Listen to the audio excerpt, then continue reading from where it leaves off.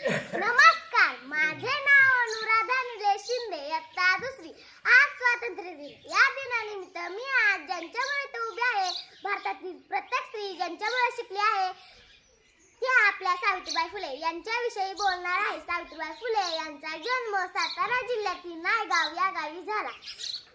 यांचा विवाह महात्मा ज्योतिबा फुले यांच्याशी झाला।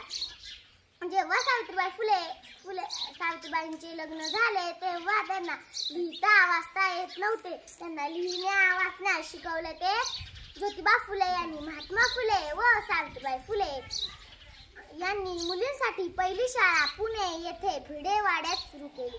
भारतातील पहिल्या महिला शिक्षिका म्हणजेच सावित्रीबाई फुले। चूल आणि मूल एवढ्याच विश्वास स्त्रीने राहू नये। प्रत्येक स्त्रीला लिहिण्याचा वाचण्याचा अधिकार असायलाच पाहिजे असा विचार त्यांचा होता। सावित्रीबाई स्वतः मुलींना शिकवत त्यांच्या कार्यात अडचण आणण्यासाठी काही दुष्ट लोकांनी त्यांच्यावर शेण चिखल फेक केली, तरी पण त्यांनी आपले कार्य थांबवले नाही। अशा ज्ञानदानाचे कार्य सुरूच ठेवले।